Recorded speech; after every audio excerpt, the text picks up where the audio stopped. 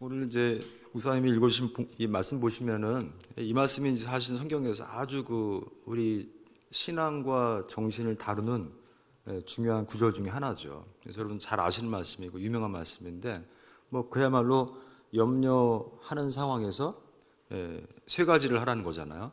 뭐죠? 기도, 간구, 감사예요. 염려스러운데 어떻게 기도하고 간구하고 감사합니까? 역설적이죠. 정반대로 행하는 거예요. 근데 여기 보시면 여러분 잘 아시는 말씀이니까 그럴 때 그 예수 안에서 여러분의 마음과 생각을 지켜준다는 그런 말씀입니다. 그래서 이 말씀을 영어에는 이제 이렇게 나와 있는데 사실은 여기 보시면은 the peace of God, 하나님의 평강이 which transcends all understanding, 그러니까 모든 내가 갖고 있는 이해를 초월하게 해준다. 영어는 그렇게 번역이 되어 있죠. NIV 성경에는. 그래서 이걸 한번 우리 염두에 두시면서 우리 결국 기독교 상담은 예수님이라면 어떻게 했을까가 최종 답이에요. 어떤 상황에서라도 예수님이라면 어떻게 이것에 반응하셨을까? 어떻게 말씀하셨을까? 그게 이제 우리한테는 굉장히 궁금한 점이죠. 이 불안에 대해서 이제 이 사전적인 정의가 있습니다. 그래서 보시면은 이제 영국 이 심리학 사전에, 캠브리지 사전에 보시면은 분명하지 않고 특정한 초점이 없으며 신체적 자극을 동반하는 무서운 상태다라고 나와 있습니다. 이게 이제 심리적인 정의라고 할 수 있죠. 제가 신학대학원 박사과정을 할 때 미국에서 제가 이제 뉴욕에는 유니온 신학대학원이라고 미국 동부에는 이제 두 신학교가 있습니다. 저희 장로교 학교가 뉴저지의 프린스턴 신학교, 뉴욕에는 유니온 신학교 두 개가 이제 소위 미국 장로교에서 세운 양대 신학교죠. 그래서 프린스턴은 지금까지도 이제 장로교 학교로 가고 있고, 제가 졸업한 유니온 신학교는 이제 어느 순간 이제 독립교단으로 초교파로 이렇게 운영을 하고 있는데, 제가 2005년에 이제 그 유니온 신학대학원에 입학하기 몇 년 전에 이제 맨하탄에서 이제 빌딩 두 개가 무너졌죠. 그 월드 트레이드 센터가 무너져서 여러분 생각해 보세요. 뉴욕이라는 곳이 5개 자치구로 이루어져 있거든요. 브롱스, 맨하탄, 퀸즈, 스테이튼 아일랜드 이렇게 해서 그 5개 지역이죠. 맨하탄은 섬인데 맨하탄 그 조그만 섬에서 진짜 이런 거대한 빌딩 두 개가 무너졌을 때 거기 사는 시민들이 어떤 걸 겪겠습니까? 굉장한 불안. 어마어마합니다. 그 불안이 전달됩니다. 개인한테도.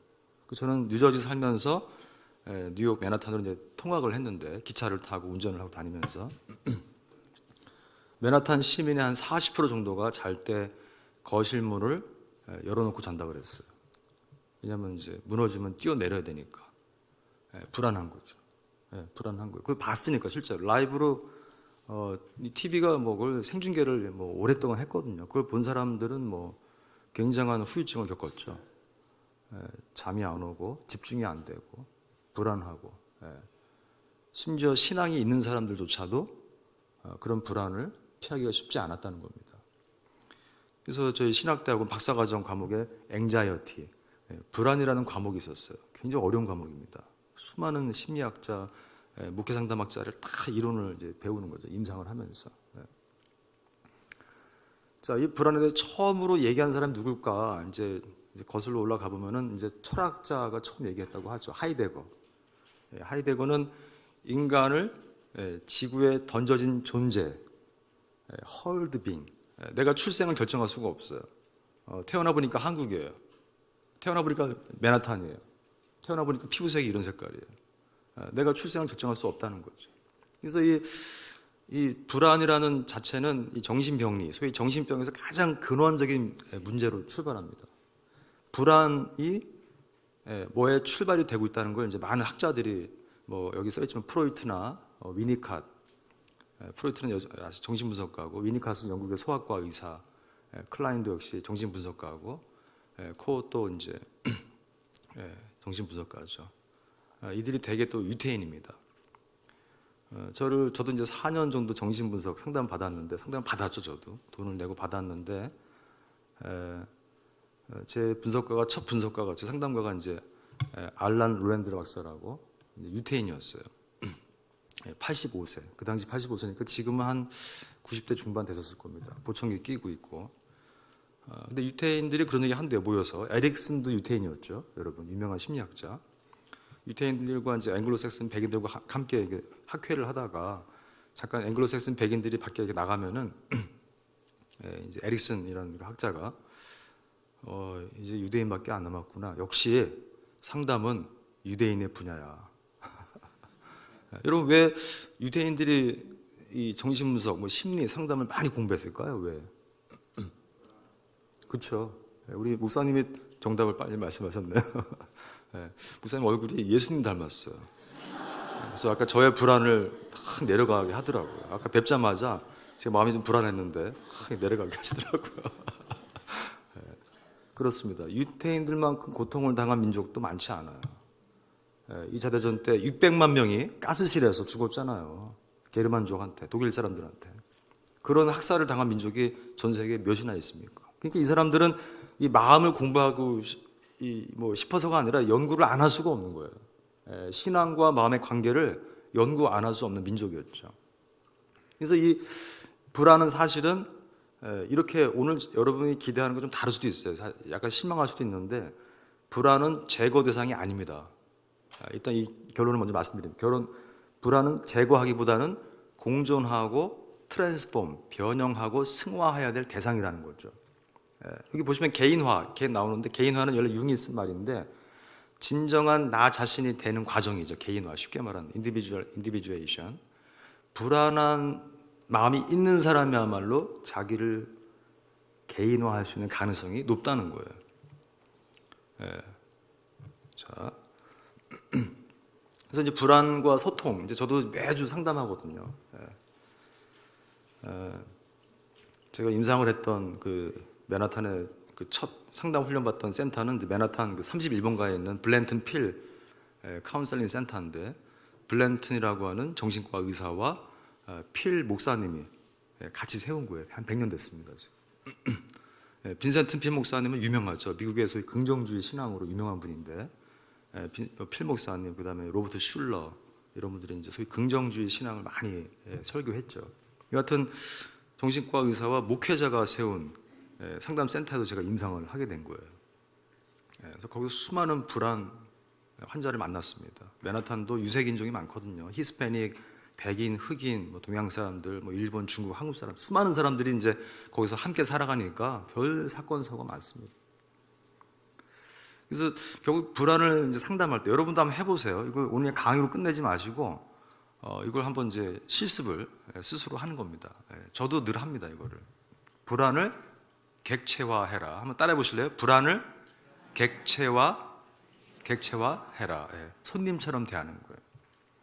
그래서 여기 이제 이건 제 얘기가 아닙니다. 수많은 불안을 연구하는 학자들이 불안 장애를 호소하는 내담자들이 왔을 때, 상담 받으러 누가 왔을 때 그들을 3단계로 이제 불안을 다루도록 돕는 거예요. 여기 써 있죠. 저도 이제 불안 장애를 호소하는 청년, 29세 청년이 있었는데 회사를 다니고 있는데 자꾸 이제 불안 장애 때문에 환청이 들리고 교회를 다니고 있는 청년이었어요. 그래서 제가 이제 배운 대로 제가 연습하는 대로 하는 거죠. 자, 불안이 찾아오면 일단 불안을 회피하지 말고 불안을 회피할수록 더 강하게 몰려오거든요. 불안에게 인사하는 거예요. 인사가 중요합니다. 불안 왔을 때 인사해야 돼요. 그걸 무시하면 안 됩니다. 오랜만이다. 너 왜 한동안 안 왔니? 야, 기다렸는데. 반갑게 맞이하고 인사하는 거예요. 그리팅. 그리고 불안도 뭔가 할 말이 있어서 온 거거든요. 객체화, 손님처럼 대하라는 거죠. 불안이 힘겹게 왔는데 어떻게 서서 있으면 안 되겠죠. 의자에 앉히는 거예요.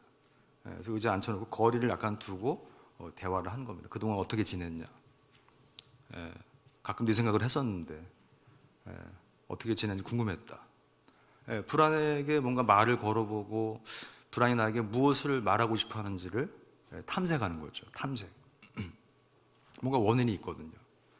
그래서 불안과 수많은 대화를 하다가 불안도 갈 때가 많습니다. 저한테만 오지 않습니다. 갈 때가 바빠요. 그래서 불안이 가려고 할 때 잡으면 안 됩니다. 질척거리면 안 돼요. 보내줘야 돼요. 너 가야 돼? 그래, 다음에 또 와야 된다. 반갑다. 그래서 세퍼레이션. 그래서 인사하고 대화하고 작별. 제가 이걸 이제 시켰는데 이 청년이 그러는 거예요. 아, 선생님, 저 지금 굉장히 불안장애로 힘들어하는데 저랑 장난하시는 겁니까? 예? 저 지금 돈 내고 상담하는 건데. 아니야, 이거 장난 아닙니다. 이건 수많은 학자들이 연구한 결과를 제가 소개해 드리는 거예요. 한번 연습해 보세요. 한 3개월만, 예, 내가 환불해 줄게, 환불. 예, 만약 안 되면 환불해 줄게. 예, 해가지고 이제 3개월만 연습을 해봐라. 불안이 왔을 때 인사하고, 대화하고, 이제 가려고 할 때는 이제 작별의 인사를 하고, 세퍼레이션. 이걸 해보라고 이제 시켰어요. 이 청년이 한 2달 정도 연습을 했어요. 어느 날 저한테 그러더라고요. 선생님, 저 불안과 약간 친해진 것 같아요. 네, 불안을 조금 다루게 됐어요. 신기해요. 그 3단계로 계속 연습을 했더니만, 그전엔 불안을 회피하고 피했거든요. 사실은 우리가 보통 많은 종교들은, 우리 또 기독교도 예외는 아닌데요, 불안을 이렇게 뭐 다루는 걸 잘 얘기해 주진 않죠, 사실.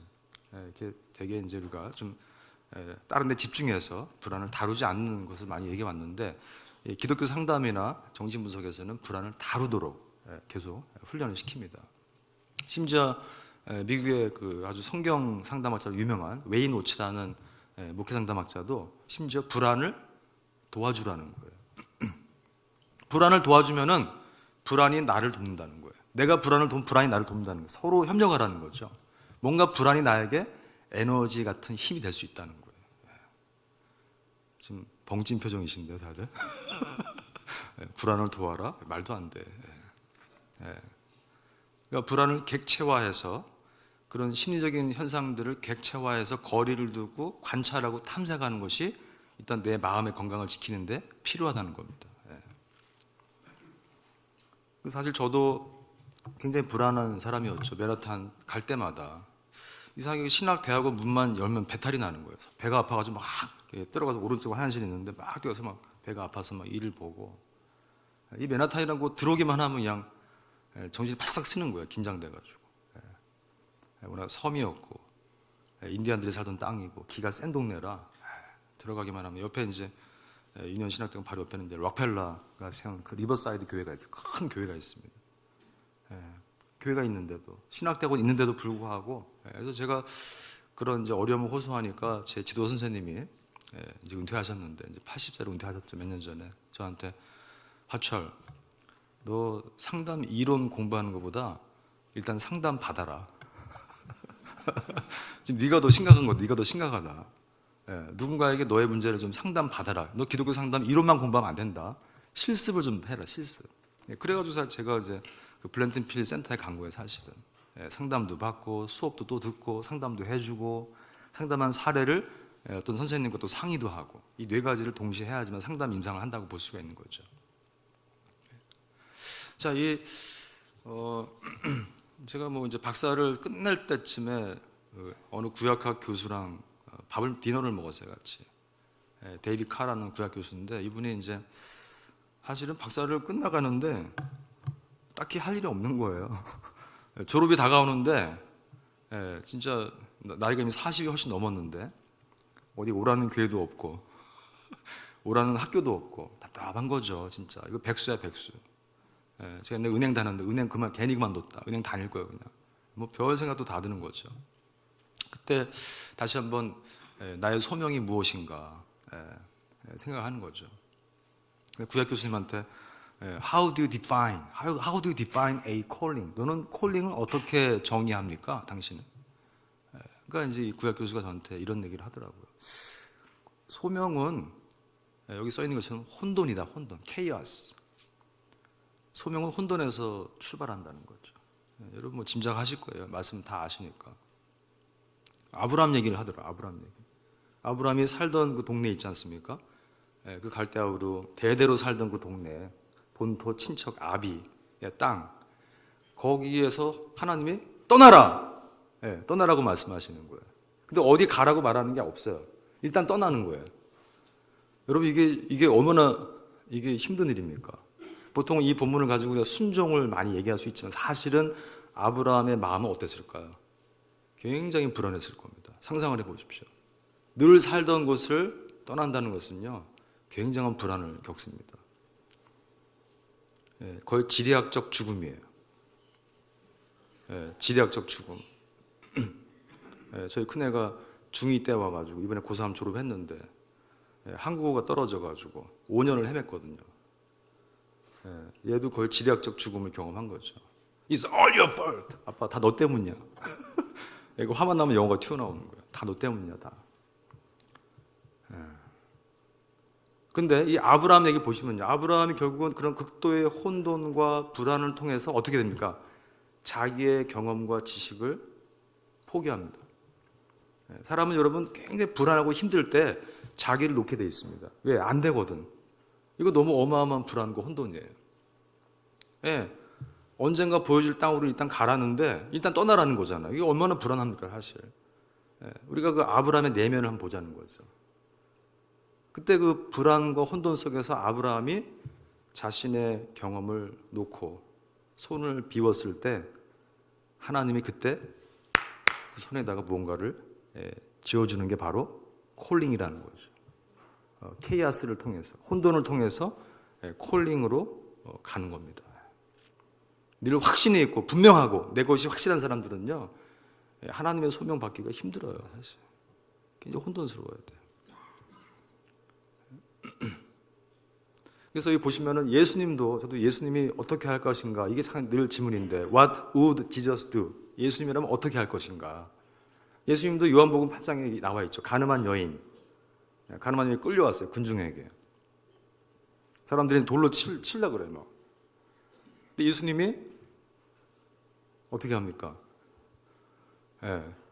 바로 뭐라고 하지 않습니다. 예수님이 어떻게 하죠? 뭐 쓰시는 거예요, 예수님이. 뭘 썼는지는 아무도 모릅니다. 사실 학자들도 모르고 성경학자 아무도 몰라요. 근데 그 내용도 내용이지만 사실은 예수님이 그 극도의 군중의 불안, 분노, 그렇죠? 이런 것들이 높아진 순간에는 그걸 낮춰야지만 된다는 걸 알고 있었어요. 그래서 허리를 굽히려 가지고 땅에 뭔가를 쓰신 거예요. 사람들이 봅니다. 저 사람 뭐 하는 거지? 그때 군중의 불안이 조금 내려가는 거죠. 그리고 얘기하시는 거예요. 죄 없는 사람부터 돌을 던져라. 예수님이 정말 지혜로우신 거예요. 지금 화가 나서 불안이 높은 사람들한테는 뭐라고 얘기해도 안 들어가잖아, 그렇죠? 그래도 불안과 분노를 좀 낮춘 다음에 그 다음 메시지를 주시는 거예요. 할렐루야. 저 예수님 놀라운 분이에요, 진짜. 그걸 어떻게 그 순간적으로 하셨을까? 예수님도 기독교 상담하고 공부하고 오신 건가요? 하늘나라에서. 사람들의 마음을 다루는 법을 알고 있었어요. 어떻게 메시지를 줄지를 알고 있었던 거죠, 예수님도. 그래서 우리 이런 통찰들이 이미 우리 성서 안에 끊임없이 있었다는 거다. 사복음서를 보면은 예수님이 사람의 마음과 신앙을 다루는 법을 잘 알고 있었다는 것을 우리가 볼 수 있다는 겁니다. 그래서 제가 종종 쓰는 방법인데 담임목사님 앞에 계시니까 부담되긴 하는데요. 이 종이가 있는데, 이 종이가 지금 이게 이제 강의 아니긴 한데 제가 예전에 좀 써놓은 거지만 좀 다듬어서 가져왔는데, 이 빳빳한 종이를 이렇게 아무리 세게 던져도요 이게 잘 안 날아갑니다. 근데 아시겠지만 이거를 구겨가지고 던지면 받으실 뻔했습니다. 이게 가끔 또 안 날아갈 때가 있어요, 사실. 구겨서 던지면요 날아갑니다, 멀리. 빳빳하고 잘생긴 종이는 아무리 힘껏 던져도 안 날아가는데, 누군가의 손에 잡혀서 구겨진 종이는요 그 던지는 사람의 방향에 정확히 맞춰서 날아갈 수 있어요, 멀리. 이게 놀라운 겁니다. 이 기독교 상담이 바로 그거예요. 신앙이 바로 그거 아니겠습니까? 하나님께 잡혔을 때 최적의 인생을 살 수 있다는 거예요. 나 혼자는 아무리 날려도 잘 안 가는데, 그렇게 애썼는데, 맨하탄 그 월트레이드 센터에 우리 이민자들이 이민 왜 갑니까? 더 나은 교육과 환경을 위해서 가잖아요. 우리 40명 정도의 한인 2세가 죽었어요. 변호사, 의사들이. 그 빌딩에 병원, 뭐 회계사, 뭐 변호사 다 있거든요. 40명 우리 2세들이 죽었어요. 그 명문대학을 나온 아이들이 거기서 일하다가 우르르르 많은 생각을 했죠. 우리가 이민 와서 열심히 교회 섬기고 애들 가르쳐서 저기다 올려보냈는데 우르르르 떨어질 수 있는 거예요. 한순간에. 그래서 여러분과 제가 이 기독교 상담이 구겨질 때는 불안하죠. 아브라함도 그랬을 거 아닙니까? 구겨질 때, 잡힐 때는 아파요. 막 끊어질 것 같은데 잡히고 나서는 어마어마한 인생으로 바뀔 수 있다는 거죠. 그래서 이 불안이라는 감정이 이게 버릴 것이 아니라는 거예요. 이 제거 대상이 아니라는 거죠. 여기 공존하라, 공존하라. 이게 이제 독일의 시인 릴케가 쓴 시입니다. 우리 상담은 원래 의학, 철학, 뭐 문학과 굉장히 소통을 많이 합니다. 근데 릴케가 쓴 글을 보시면요, 뭐 다 읽을 수는 없지만은 At present, you need to leave the question. 지금 이 순간 당신은 질문을 살아라. 질문을 살으래요. Perhaps you will gradually, 점차 어느 순간, without even noticing it, 알지도 못하는 순간에 find yourself experiencing the answer. 그 문제를, 그 대답을 경험하고 있을 것이다. 그러니까 문제를 제거하지 말고 문제와 공존하다 보면은 어느 순간 답과 공존하는 자신을 발견하게 된다는 거예요. 이 시인이 이런 얘기를 해줍니다, 우리한테. 그래서 보스턴 대학의 그 월터 뮬더라는 교수가 이제 기독교 윤리학 교수님인데 암이 와가지고 이렇게 턱에 큰 암덩어리가 있었는데 기자가 물어봤대요. 왜 교수님 그저 제거하시면 얼마나 편하겠습니까? 불편하지 않으세요? 뭐 아시겠지만 내가 이 교수가 얘기하는 거죠, 그분이. 내가 이거랑 최대한 공존해야지만 내가 오래 살 수 있어. 이걸 제거하면은 나도 죽습니다. 라는 거죠. 그래서 우리가 불안과 공존해라. 꼭 없애거나 제거하거나 이르지 않는다는 거죠. 이 빅터 프랭클이라는 분이 있습니다. 이분 여러분 들어보셨을 거예요. 그 유태인 정신과 의사. 가스실의 수용소에서 가족도 잃고 천신만고 끝에 혼자 살아남은 정신과 의사입니다. 이분이 어쨌거나 게르만족들이 600만 명을 죽였잖아요, 유대인들을. 근데 가스실에서 가스가 막 나올 때 상상을 해보세요. 사람들이 이제 죽잖아요, 서서히. 알고 있잖아요. 이제 죽는구나, 곧. 근데 이 죽는 장면을 보니까 사람마다 굉장히 다르다는 걸 알게 됐어요. 어떤 사람들은 막 화를 내고 소리를 지르고 막 욕을 하는 사람도 있고, 어떤 사람들은 막 절망하는 사람도 있고, 어떤 사람들은 보니까 저 조그만 창가를 향해서 가서 기도를 하는 사람이 있더래요. 이제 제가 곧 죽는데요, 하나님. 짧은 인생 참 고마웠습니다. 감사했습니다. 이런 기도를 올리는 사람도 있더라는 거죠. 같은 죽음을 놓고도 대하는 태도가 다르다는 걸 발견했어요. 소위 선택이 가능하다는 거죠. 선택. 같은 현상을 놓고도 선택을 할 수 있는 사람의 저 주체성은 무엇인가? 이게 바로 이제 빅터 프랭클이 유태인으로서 저 사람도 하나님 믿죠. 정신과 의사로서 어떤 통찰을 얻게 된 거예요. 그래서 만든 게 이제 쓴 책이 죽음의 수용소에서라는 유명한 책입니다. 대학생들 거의 피독서죠. 그 수용소에서 벌어진 일들을 다 기록한 겁니다. 영어 제목은 이제 Man's Search for Meaning. 인간은, 사람은 의미를 추구하는 존재다라는 거죠. 의미를. 인간은 의미를 못 느끼면 아무것도 의욕이 안 생겨요. 보시면은 Finding meaning in all forms of existence. 어떤 상황에서도 어떤 형태의 의미를 발견할 수 있는 것이 하나님이라는, 인간이라는 거죠. 그래서 이 로고세라피를 만들었어요. 빅터 프랭클이. 이 로고스는 뭐 하나님 말씀, 뭐 의미 이런 뜻이잖아요. 세라피는 뭐 치유, 치료. 그래서 어떤 그런 자신의 신앙과 테라피를 결합해서 로고세라피를 만들었어요. 근데 이 로고세라피엔 두 가지 컴포넌트가 있습니다. 이 써 있는 것처럼 역설적인 의도, 두 번째는 탈숙고예요.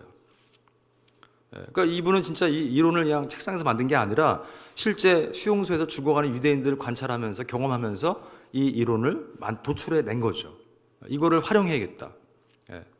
자, 역설적인 의도, 정반대의 의도를 갖고 사람은 의미를 발견할 수도 있겠다. 문제와 거리를 둘 수 있는 힘이 있다, 우리 안에. 여러분 창세기 1장인가요? 거기 전반부 보시면은 나오죠. 하나님이 모든 생물들을 다 만들어서 아담에게로 다 데려오잖아요. 그렇죠? 기억나시죠? 그럼 아담에게 얘기하죠. 아담아, 네가 이름 지어보아라. 네가 부르는 대로 이름이 되게 하겠다. 얘기하시죠. 참 신기해요. 하나님이 다 만드셨는데 왜 아담한테 이름을 지라고 하죠? 뭐 아시겠지만 성경학자들은 아담에게 이미 그런 통치권과 명명권이 주어져 있다는 거예요. 그러니까 아담이 말하는 대로 그냥 되는 거죠. 말하는 대로. 이미 하나님은 우리를 만들 때 우리 입술의 고백대로 현상이 명명된다는 것을 알려주신 거예요. 그래서 이 역설적 의도와 탈숙고, 이 로고세라피를 가지고 이제 2차 대전 때 수많은 불면증 환자, 불안 장애 환자, 자살을 시위하는 환자들을 이 빅터 프랭클이 치료했습니다. 사실 의사들은 뭐 약을 처방도 하고 약도 팔고 뭐 이렇게 해야지 돈을 많이 버는데 이분은 소위 토크 세라피, 말로 치료했어요. 말로. 돈 많이 못 벌었어요. 돈이 얼마나 중요합니까? 돈을 못 벌었어요. 돈은 못 벌지만 많은 사람들을 치료했어요. 자, 예를 들면 제가 샘플을 보여드릴게요. 제가 이거를 예전에 이민교회에서 부목사 할 때 6년 동안 한 교회 있을 때 제가 이제 상담 목사는 아니었지만은 교인들 중에 불면증 환자가 많았고 또 말은 안 하지만 몰래 그 불면증 약을 먹는 분이 많이 있었어요. 갑자기 돌아가시기도 하고 말없이 먹다가 약간 양을 늘렸는데 충격이 와가지고 돌아가신 분이 있더라고요. 좀 미리 알았으면 좋은데. 근데 이제 저한테 찾아오신 분한테는 제가 일주일에 한 번씩 만났어요. 상담도 하고 했는데 제가 그분에게도 그대로 제가 했죠. 뭐냐면은 자, 내담자가 왔어요. 뭐 교인이 왔어요. 선생님 저 어제 3시까지 잠 못 잤습니다. 잠이 안 와요. 새벽 4시까지 잠이 안 옵니다. 어떡하죠? 그러면 이 빅터 프랭클 박사가 어떻게 답을 하냐면은 최대한 깨어 계십시오. 최대한 깨어 계십시오. Stay awake as much as you can. 최대한 깨어 있어라 얘기. 그러면 환자가 이제 불면증 환자인데 잠 못 자는데 깨어 있으라는 얘기 무슨 말씀이세요? 아니요, 선생님 보십시오. 불면증 자체는 문제가 아닙니다. 불면증 때문에 선생님이 갖고 있는 그 두려움과 불안이 더 문제입니다. 그 두려움과 불안을 직면해 보십시오. 깨어서. 그래서 제가 깨어 있으라고 하는 겁니다. 여러분 새벽 3시, 4시까지 잠이 안 올 때 그럴 때 있지 않습니까? 그럴 때 성경책 창세기 1장을 딱 펴보세요. 그래서 한번 읽어보십시오. 깨어서 뭘 해보세요. 잠을 안 잘 수가 없어요. 깨어서 뭘 하니까 오히려 잠이 오는 거예요. 그냥 못 자가지고 막 힘들어하고 불안해하면요 더 잠이 안 옵니다. 오히려 깨어서 역설적 의도를 갖고 접근했더니만 잠이 오는 거예요. 어느 순간. 이건 사실은 굉장히 생리학적인 배경이 있습니다. 의사들이 하는 말이죠. 프랭클 박사가 그렇게 설명을 하는데 어차피 우리 인체는 하루에 서너 시간의 수면을 취하게 돼 있다는 거예요. 낮에 졸든지 눈을 꾸벅꾸벅 감고 잠자는 거 못 자는 거 걱정하지 말라는 거예요. 우리 신체는 스스로 알아서 잠을 보충하는 시스템이 들어있다는 거죠. 그러니까 깨어서 뭘 해도 괜찮다는 겁니다. 그래서 그 권사님한테 제가 그랬어요. 권사님 4시까지 잠 못 자면요 4시까지 계시다가 바로 새벽기도 나오세요. 그 새벽기도 끝나고 잠깐 주무시면 되잖아요. 그렇게 해도 되겠네요 진짜. 이분이 약을 2알 먹던 분이었는데 저랑 1년 반 하고 나서 약 끊었습니다. 불면증은 굉장히 두려워했어요. 잠 못 자는 것을. 근데 역설적 의도를 가지고 불안을 맞서니까 그 불면증의 불안을 맞서고 다루니까 오히려 잠이 오기 시작하는 거죠. 지금 제가 강의할 때도 이렇게 눈을 지그시 감는 분이 있습니다. 잠이 오는 거죠. 신기해요. 제가 강의를 굉장히 잘하는 교수 중에 한 사람인데 왜냐하면은 신기하게 학생들이 말이죠. 대학생들이 강의실 딱 들어오면은 3분의 2 정도가 바로 눈을 감아요. 저는 이제 생각하죠. 이 강의를 위해서 중보기도 하는구나. 강의가 은혜스러워요. 엄청나게 은혜스럽습니다. 3분의 1의 눈을 감고 있으니까요. 제가 그거 절대 깨우지 않아요. 기도하는데 왜 깨워요? 심지어 어떤 체육과 학생은 자는데 이러고 자는, 너무 경건하게 자가지고 깨울 수가 없어요. 교회를 안 다니는 학생인데 이렇게 두 손을 모으고 경건하게 자더라고요. 제가 사진 찍어 놨어요. 강의 끝나고 나갈 때 학생들이 얼굴이 뽀예요. 하도 자가지고. 이거 뭐 그냥 푹 자고 나간 거죠. 화장도 잘 받고 막 애들이 막 너무 좋아요. 그래서 제 강의가 평가가 높아요, 굉장히. 자도 안 깨우죠. 역설적으로 보는 거, 역설적으로. 근데 어떤 교수는 화를 막, 돌을 막, 백목을 막 던지고 막 소리 지르고, 그럼 더 자요, 애들이. 말 안 듣습니다. 우리가 역설적으로 한번 접근해 보자는 거죠. 그 불안을 다뤄보자는 거죠, 한번. 탈숙고, 딜리플렉션. 이게 뭡니까? 이게 우리가 문제와 좀 너무 깊이 생각하지 말자는 거예요, 사실은. 너무 깊이 생각하면요, 여러분 보세요. 우리가 뭐 여기 컵이 있는데 이 컵이 너무 가까이 있으면은 이 컵이 있는데도 이게 잘 안 보여요. 이게 뭔지 몰라. 이게 뭐예요? 물이에요, 뭐예요? 약간 거리를 두고 봐야지만 이게 유리잔, 컵, 물이구나라고 알 수 있어요. 여러분, 문제와 좀 거리를 둬야지 하나님도 개입할 수 있고요, 목사님도 개입할 수 있고 제3자가 도와줄 수 있어요. 문제를 딱 밀착하고 가만히 있으면 아무도 도와줄 수가 없는 거예요. 문제와 숙고해라. 약간 거리를 둬라, 이거죠. 그러면 제3자가 개입할 수 있다는 거죠.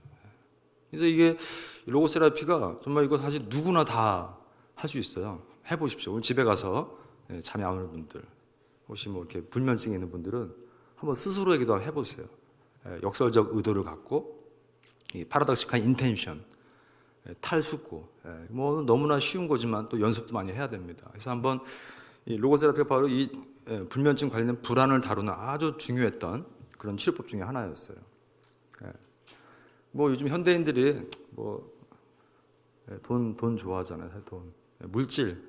이게 요즘 뭐 죄송합니다. 요즘 뭐 조물주 위에 건물주라고 하잖아요. 사람들이 너무 그냥 건물에 빌딩에.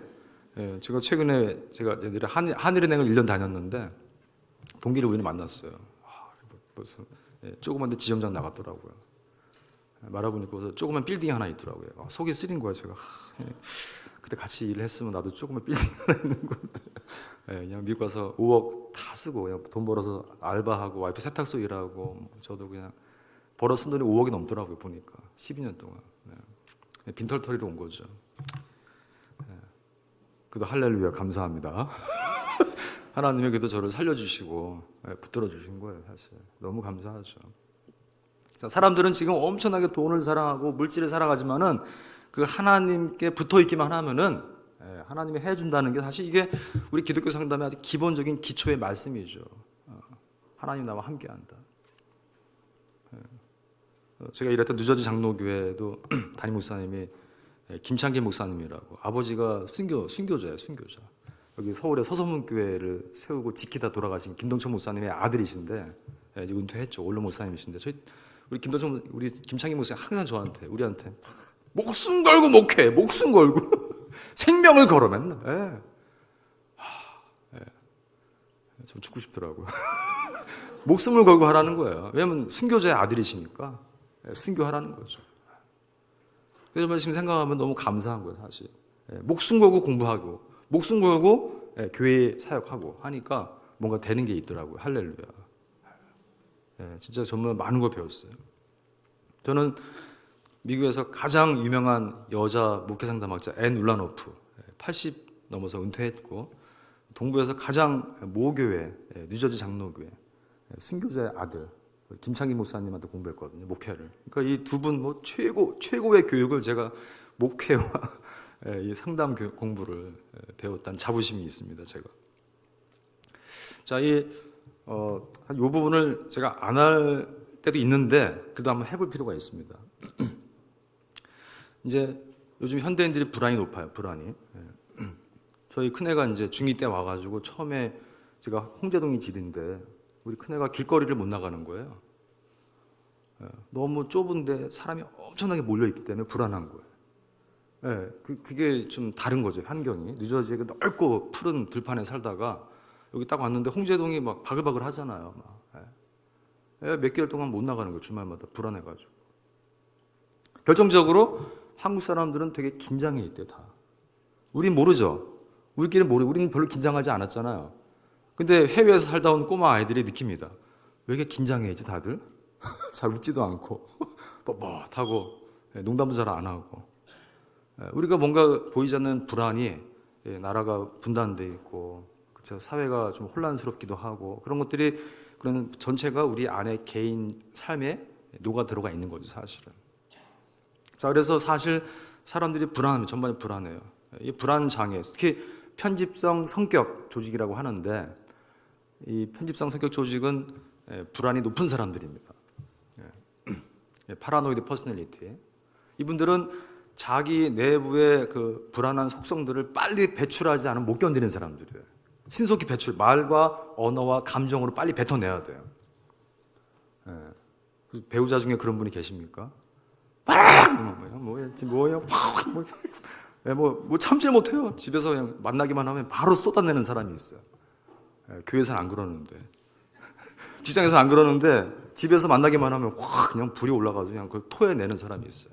이분들은 소위 투사, 그런 불안한 감정들을 신속히 배설하지 않으면 못 견디는 사람들이에요. 뭐 더 자세히 말씀드리면은 뭐 아주 간단하게 유아 유년기 때 그런 적절히 보호를 받아야 될 시간에 지나친 간섭이나 통제나 또는 지나치게 방임됐거나 해가지고 자기 보호막 안에 숭숭숭 구멍이 뚫려 있는 사람들이에요. 그래서 불안 에너지가 그냥 쉽게 나가요, 밖으로. 이 막이 잘 쳐 있는 사람들은 불안 에너지를 이렇게 홀드할 수 있거든요. 좀 견딜 수 있는데, 여기 이제 구멍이 난 사람들은 바로 그냥 신속히 감정이 나가는 사람들. 투사가 잘 돼요. 그래서 이 불안을 배출을 잘하는 사람들이죠. 근데 이제 이분들이 무조건 나쁜 분들이 아닙니다, 사실. 저도 그런 사람인지 몰라요, 사실. 저도 많이 배웠어요, 저 자신에 대해서. 이분들은 사물에 감정을 입힐 수 있는 사람들, 심지어. 혹시 그런 경험 있으세요? 일은 뭐 다 그렇지 않지만 여자분이 오랜만에 이제 아내가 집안의 가구를 좀 이렇게 위치를 좀 바꿨어요. 저는 또 남편이 집에 들어와가지고 들어오자마자 딱 보니까 가구가 다 위치가 바뀌었어요. 이거 뭐 하는 거야 지금? 나 해보자는 거야 지금? 여보 왜 그래 나한테? 아니 의자한테 화를 내. 사물에 감정을 입히는 힘이 있습니다. 이분들은 놀라워요. 그래서 이분들은 학습력도 뛰어납니다. 숫자라든가 문자를 읽는 속도가 빨라요. 이해도가 높습니다. 공부를 잘할 수도 있어요, 사실. 그러니까 혹시 내가 좀 불안하다. 그러면 속은 나는 공부를 잘할 수 있는 사람이다 생각하세요. 사물에 감정을 입히는 힘이 있어요. 이걸 사실 종교랑도 연결시키면 더 재밌긴 한데, 우리들은 이런 이 십자가는 나무잖아요. 그래서 나무잖아요, 그렇죠? 근데 십자가를 볼 때 가슴이 뜨거워져요. 눈물이 나요. 왜 그럴까요? 우리는 저 십자가를 나무로 보지 않는다는 거죠. 내 감정과 믿음과 신앙을 입힐 수 있는 능력이 있습니다. 우리 사람한테는. 동물은 못해요. 사람만 할 수 있어요. 그래서 이 편집성 성격 조직은 대개 사업가들, 정치가들, 이런 분들, 소위 예리하게 숫자를 다루고 세무사, 회계사, 이런 분들이 이 직업에 적합합니다. 그럼 이런 분들은 대개 어떤 배우자를 찾을까요? 결혼할 때. 내 불안을 잘 받아줄 수 있는 사람을 찾습니다. 그래서 대개 이 불안 높은 사람들은 밝고 경쾌한 사람들을 좋아합니다. 보세요. 그 결혼 전과 후가 어떻게 다른지. 결혼 전엔 굉장히 매너 좋았고 꽃도 사주고 용돈도 주고 그랬는데, 결혼 이후에 이제 그동안 홀드했던 그동안 모아놓았던 불안과 감정들을 한꺼번에 일시에 배출하는 경우가 있습니다. 배우자한테. 되게 여러분 그 가정마다 부부들이 누가 돈 관리하는 거 보세요. 누가 돈 관리하는지. 불안이 높은 사람이 돈 관리합니다. 숫자를 다뤄야 돼. 숫자에 에너지를 써야지만 마음이 편해지는 사람들이. 왜 사실이죠? 다 알고 있습니다. 예. 여러분, 우리가 당신이 왜 돈을 관리해야 돼? 이게 아니에요. 그 사람은 그 불안을 어딘가 배설할 수 있는 대상이 필요한 거예요, 사실. 신기하죠. 하나님은 그런 이 성격 조직. 그래서 이 배우자를 찾을 때 소위 피학적인 사람, 참고 견디고 경쾌한 사람을 좋아합니다. 이 편집성 성격, 불안이 높은 사람들은 경쾌한 사람. 그래서 이 내담자를 만날 때 내담자가 좀 불안이 높은 사람이에요. 불안하고 막 화를 잘 내기도 하고 소리 지르고 이러면요, 상담가는 어떻게 될까요? 상담가가 어떻게 해야 돼요? 진중하게, 점잖게, 말없이. 방금 말씀드렸죠. 허허허, 그러셨구나. 아이고, 힘드셨겠다. 불안을 받아줘야 돼요. 흡수해줘야 돼요. 경쾌하게 웃으면서. 그거를 못하는 순간 그 불안을 계속 받아들이잖아요. 이제 상대방한테. 그럼 내가 이제 축적이 되고 그걸 내가 경쾌하게 받아들이지 못하는 순간이 오면 내가 서서히 병듭니다. 아내가 병들기도 하고 남편이 병들기도 하죠. 배우자가 주는 불안을 계속 받다 보면은 나도 이 컨테이너가 어느 순간 한계에 오거든요. 그래서 제가 사실은 뭐 미국에서 임상할 때도 그렇고 보니까 그런 불안한 배우자를 오랫동안 같이 살다가 보면 살아남으려면 둘 중에 하나는 해야 돼요. 상담을 공부하든지 신학교를 가든지. 신앙이나 상담을 공부해야 돼요. 그러지 않으면 못 견뎌요. 좀 많이 봤습니다, 굉장히. 그 견디려면 보통 힘든 게 아니에요. 몸도 아파요. 수술도 몇 번 했어요, 벌써. 그런 힘든 배우자의 불안을 계속 받아들이니까 이게 몸으로 전이가 되는 거죠. 그러나 그런 편집성 성향이 불안이 높은 사람들을 우리가 다 죽일 수는 없잖아요. 무조건 불안을 다 제거할 수는 없잖아요. 오늘 주제가 뭐라고요? 공존해라, 공존. 함께하는 거예요. 교인들 중에도 미운 사람 있잖아요. 다 제거할 수 없잖아요. 같이 가야지, 같이. 그래서 그 사람이 요즘 우리 미국의 상담 경향은 이렇습니다. 그 사람이 갖고 있는 문제, 정신적인 문제, 증상들을 제거해 주는 게 목표가 아니에요. 그 증상을 가지고 어떻게 적절한 직업이나 취미로 승화할 수 있을 것인가가 우리의 목표입니다, 요즘. 불안 쉽게 제거 안 됩니다. 그래서 아까 말한 정치 또는 사업, 숫자를 다루는 일을 하는 거예요. 뭐 하나 더 예가 있는데요. 그 성도착증 환자 있죠. 남자들 중에 특히 여자들은 막 계속 막 뚫어지게 쳐다봐야 되고, 뭐 지하철에서 성추행 사건 일어나든 막 만져가지고 막, 왜 저럴까 저 사람. 그래서 뭐 주사도 맞추고 뭐 팔찌도 채고 했는데 안 돼요. 어떻게 할까요? 요즘 어떻게 합니까, 요즘 미국에서는? 그 사람들을 헤어 디자이너가 되도록 훈련시켰대요. 여자의 머리를 마음껏 만질 수 있도록 헤어 디자이너로 훈련시켰어요. 이 사람 너무 잘해, 너무 잘해. 여자 머리를 마음껏 만지고 해가지고 세계 최고의 헤어 디자이너가 되는 거예요. 그 성도착증을 적절한 직업으로 승화한 사례입니다. 그거 다 맨날 주사 맞히고 리비도 성에너지를 빼버리면 건강을 잃어버리잖아. 사실 그렇죠. 위험하죠. 적절한 직업과 취미로 바꿔주는 거예요. 그래서 제가 최근 결론이 그래. 한 2년 전에 내린 결론인데요. 여러분한테만 공개하는 건데, 이게 보니까 사람이 어떤 일을 하든지 어떤 취미 생활을 하든지 다 자가 치유적이에요. 자기를 치료하기 위해서 하는 거예요. 뭐 누굴 돕는 게 아니에요. 여러분, 상담가가 누굴 얼마나 돕겠습니까, 사실. 일단 내가 건강해지려고 하는 거예요, 사실은. 그 다음에 누굴 조금 도울 수는 있어요.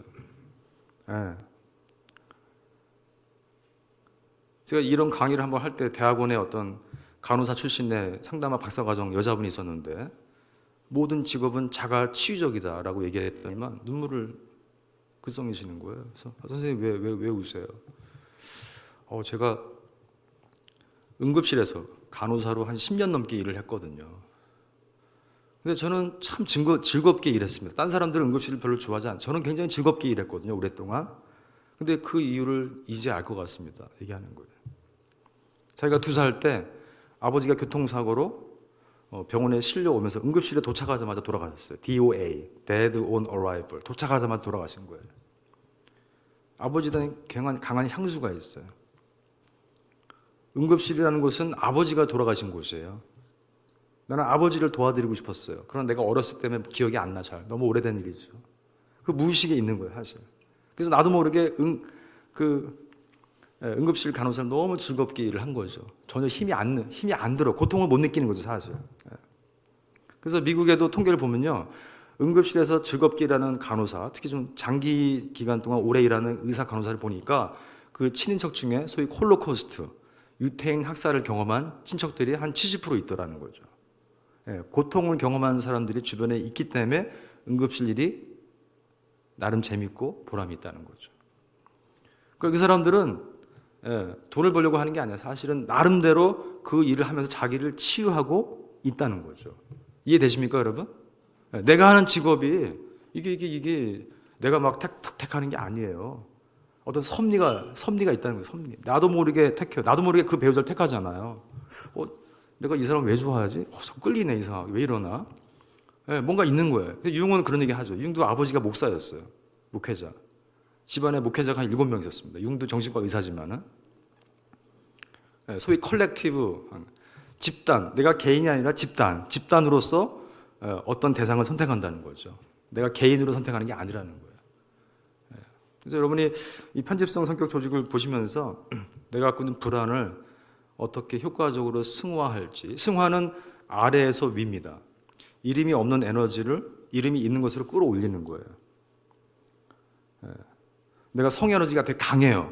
그럼 그 성에너지를 헤어 디자이너로 승화하면 그게 바로 승화입니다. 위로 끌어올리는 거예요. 이름이 있는 거죠. 변형은 뭐죠? 변형은 옆으로 가. 트랜스폼, 폼이 바뀌는 겁니다. 트랜스조르단, 요단강 건너서죠. 그래서 탁구를 잘하는 사람은 야구를 잘할 수도 있어요. 야구를 잘하면은 농구를 할 수도 있어요. 이게 옆으로 옮겨갈 수 있다는 거예요. 이게 변형. 그래서 여러분 갖고 있는 그 신앙과 마음의 에너지를 어떻게 승화할 수 있고 변형할지를 늘 연구하셔야 돼요. 중요합니다. 자, 그래서 이 편집성 성격과 아주 아름다운 한 쌍의 커플이 바로 이 피해학적 성격 조직이에요. 이분들은 잘 참고 견디는 사람들입니다. 여기 써 있죠. 자신의 어떤 안녕은 학대를 견디는 데 달려있다고 믿는 사람들이에요.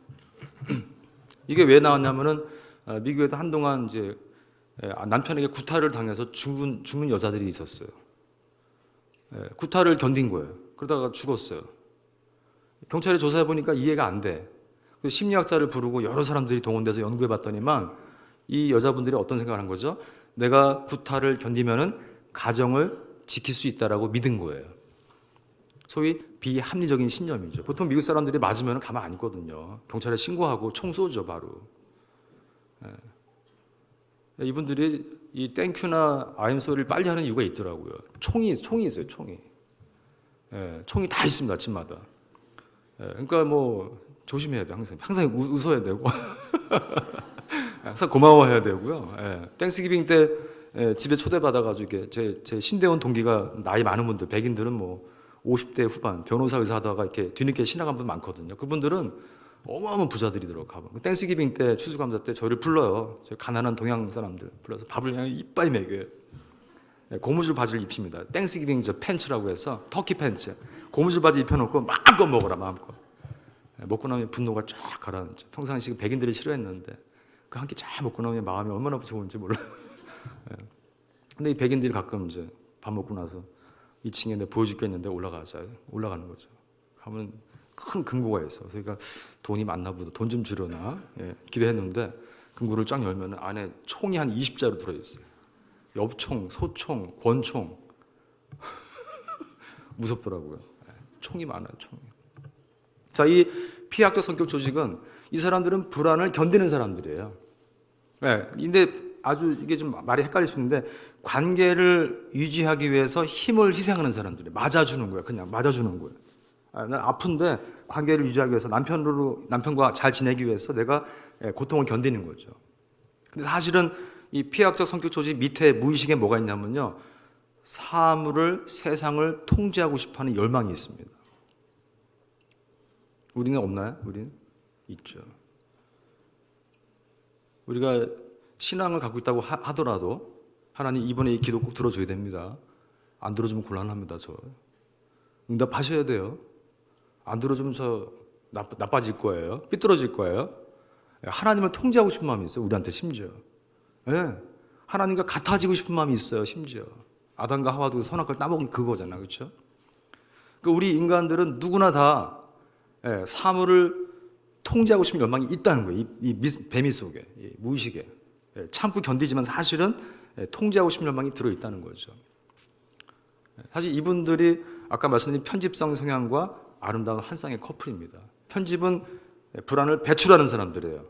피약증은 불안을 받아주는 사람들이에요. 받아주는 사람. 그래서 되게 한쪽은 경쾌한 사람이면 한쪽은 좀 불안이 높은 사람이 있죠. 아주 아름다운 한 쌍의 커플이죠. 서로 불안을 배출하면 오래 못 삽니다. 누가 한 사람 배출하면 누가 받아줘야 돼요.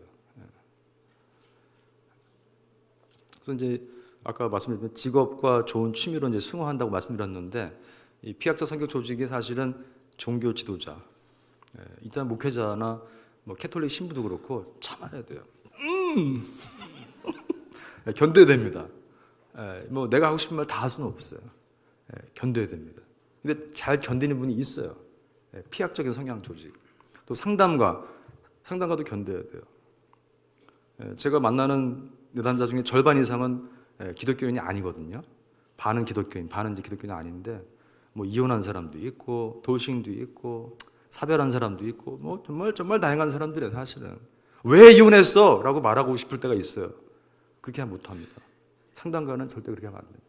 오죽했으면 이혼했겠어. 얘기 좀 해보세요. 같이 울면서 눈물이 안 나면 냅킨을 들고 손에 이렇게 들고 있어야 돼요. 어떻게 냅킨 뽑고 들고 있어야 돼요. 그거 다 배운 거예요. 저희가 사실 냅킨 들고 있어라.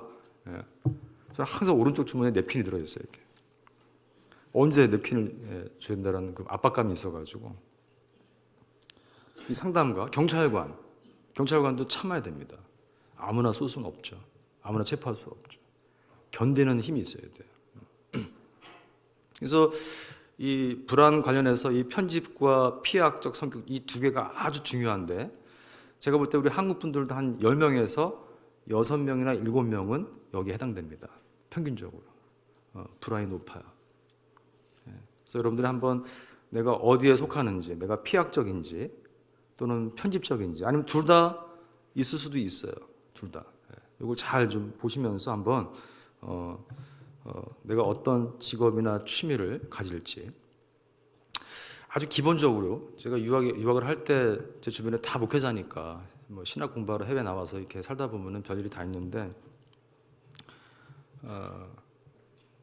저도 처음에 테네시 내시빌에서 신학 석사를 처음 할 때 완전 그 백인타운이었어요. 백인타운. 그 아파트에 수천 명이 사는데 한국 사람은 저희 와이프랑 저랑 우리 큰애 딱 세 사람밖에 없는 거죠. 1년 사니까 우울해지더라고요. 교회를 가야 되는데 제가 표정이 안 좋더라고요. 벌써 우울해요. 이게 너무 고립돼 사는 거죠. 너무 백인 마을에 들어가 살았어요. 실수로. 제가 미국 슈퍼마켓 가면 다 약을 팝니다. 약, 우울증 약, 우울증, 불면증 약 다 팔죠. 제가 약을 사 먹었겠어요? 안 사 먹었겠어요? 샀죠. 슈퍼마켓 가니까 우울증 약이 하나 있어요. 무드 인핸스먼트, 무드를 올려주는 약이 있더라고요. 내가 교육자인데 내가 이거 하나만 먹고 갈까? 하나만 먹잖아요. 하나를 샀어요. 사서 그 파란 알을 입에 넣고 물을 마셨어요. 한 2시간 지나니까 기분이 조금 좋아져요. 근데 교회를 가서 이제 찬양인도 하고 설교도 하고 그러는데 갑자기 몸이 확 가라앉는 거예요. 크래쉬가 있어요. 그때 느꼈죠. 약이 최종 방법은 아니구나. 체험했어요. 약으로도 안 된다. 비터 프랭클이 왜 이 프랭클 박사가 약물 치료 안 하고 토크를 했는지 알겠다. 토크와 메디슨, 약이 같이 가야 돼요. 여러분, 저 같은 상담가가 왜 있는지 아세요? 이 정신과 의사들이 약으로만 처방하는 게 안 되는 걸 알기 때문에 우리를 놔두는 거예요. 약물로 다 되면은 그 사람들 우리 가만 안 놔두죠. 당장 법적으로 대응하죠. 토크랑 메디슨, 약이 함께 가야 됩니다. 함께. 근데 토크가 훨씬 건강할 수 있어요. 자, 이제 마지막 질문, 이제 뭐 끝나가는데요. 마지막, 여러분이 야, 이게 기도하는 분이 한 분도 안 계시네요. 100% 눈을 초롱초롱 뜨고 계세요. 야, 이건 기적인데요. 이거 실패했는데 여러분. 몇 분 주무셔야 되는데 기도하시면서. 예. 한번 스스로에게 한번 물어보시면 좋겠어요. 예. 내가 불안을 어떻게 다루는지, 나 스스로. 예. 내가 불안을 다룰 때 내가 뭘 하는지 한번 스스로 물어보시고, 오늘 말씀드린 그 세 가지, 뭐죠? 세 가지, 인사하고 대화하고 작별하고, 이 3단계. 그리고 복음서에서 예수님이 이런 불안한 마음이 있을 때 어떻게 했을까 물어보는 거죠. 예수님도 인간의 몸을 입고 오셔가지고 겟세마네에서 십자가를 지기 전날 얘기하잖아. 내 마음이 죽게 되었다. I am dying to death. 내 마음이 죽게 되었다. 수많은 신앙의 선배들이 그런 그들의 불안과 우울을 우리한테 얘기해 주거든요. 그게 얼마나 고마운지 몰라요, 사실은. 나도 힘들었다. 몸을 입고 있으니까. 그래서 또 나는 내 불안도 다루지만은 다른 사람의 불안을 또 내가 어떻게 다뤄주고 있는 것인가. 아까 편집상 성격 조직, 불안 높은 사람들은 어떻게 하죠? 불안을 흡수해 줘야 돼. 흡수. 경쾌하게. 아이고, 불안을 받아줘야 돼. 안 받아주면 떠납니다. 딴 데로 떠납니다. 또 불안은 나에게 어떤 의미가 있는 것인가. 불안은 재고 대상이 아니라, 포기하고 뭐 버리는 대상이 아니라 함께 공존해서 어떤 삶의 방향이나 직업이나 취미로 바꿀 수 있는 가능성이 높다는 거예요. 되게 제가 그동안 만난 내담자들을 보면요, 3세, 4세 전후에 주된 돌봄자가 바뀐 사람들, 태어나자마자 뭐 이렇게 다른 집에 입양됐거나 또는 어머니가 뭐 돌아가셨거나 이런 사람들 보면 되게 그 불안이 있죠. 평생 불안이 있습니다. 근데 그 불안 때문에 실패할 수도 있지만 사실은 반면에 그 불안을 싸워서 이기려고 어딘가에 집중할 수도 있죠. 공부를 열심히 하거나 운동을 열심히 하거나. 제가 한국 와서 새로 배우는 상담 중에 하나가 탈북 상담, 한부모 상담, 다문화 상담 지금 많이 배우거든요. 특히 탈북이나 한부모. 근데 미국 대통령의 3분의 1이 한부모 가정의 자녀래요. 엄마나 아빠 한 사람밖에 없어요. 요즘 우리가 많은 목사님들이 얘기하실 때 5월 달에 이제 가정의 달 설교가 어렵대잖아요. 아들, 딸 낳은 엄마, 아빠 다 있는 그런 단란한 가정으로 설교했다가는 큰일 납니다. 그렇죠? 교회 안에 다채로운 그런 구성원들이 있잖아요. 그래서 이제는 다양한 사람들을 보듬을 수 있는 그런 이제 메시지가 필요한 시대인데, 그래서 여러분들이 나의 불안을 어떻게 다루는지 다시 한번 보시고, 이런 뭐 제가 상담 이론도 소개해드린 상담 이론도 한번 살펴보시고, 탈수고 역사적 선택, 또 예수님은 이럴 때 어떻게 했을까 한번 물어보시면은 아마 여러분도 저도 좀 더 정신도 건강해지고 믿음도 건강해지는 그런 시간이 되지 않을까 기대해 봅니다. 여기까지 하겠습니다. 고맙습니다. 감사합니다.